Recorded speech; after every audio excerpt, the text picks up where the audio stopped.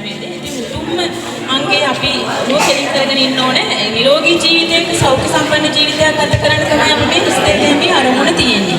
ඒ කියන්නේ ඔයගොල්ලෝ අහලා ඇති 120ට 220ක් ආයුබෝ වේවා නැත්නම් ආයු වඩා නේද? නිරෝගී ආයුෂයක් ලබාගෙන අපිට ආයුෂ ගොඩාක් තිබුණා. නමුත් අපේ දැන් මෑත කාලෙක ඉඳලා අපේ ඒ ආයුෂ අඩු වෙලා තියෙනවා.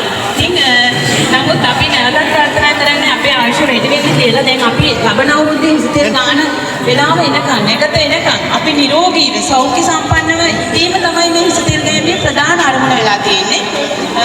ඉතින් ඇත්තටම මේ උත්සවයේ සංවිධානය කිරීම වෙනුවෙන් අතරම අපි ස්තුතිවන්ත වෙන්න ඕනේ අපේ වටගම රත්න කාමරධාරීතුමාට. අපි නිරෝගීව සෞඛ්‍ය සම්පන්න ජීවිතයක් ගත කිරීමම තමයි මේ හිතේ ගෑමේ අරමුණ. ඒ කියන්නේ හිස තමයි අපේ මොළය නේද?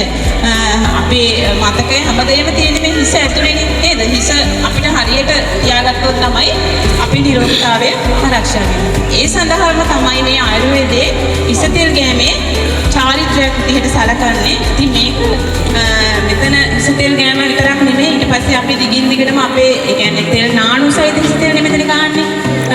ඒක විතරක් කරලා මන්දී අපි ඉදිරියටත් ඒ කියන්නේ අපි සාමාන්‍ය දිනපතා චාරිත්‍රාක් විදිහට අපේ හිසේ නැත්තම් අපේ උත්තමාංගේ හිස තෙල් ගෑමේ චාරිත්‍රය මෙහෙම නොවුනත් අපි සාමාන්‍ය තෙල් එකක් භාවිතා කරලා හරි ඒ දේ කළොත් අපේ නිරෝගීතාවයට තාම රුකුලක් වෙනවා. ඉතින් ඔබ සියලු දෙනාම මම හිතන්නේ දැන් ගොඩාක් අය තත්පරක්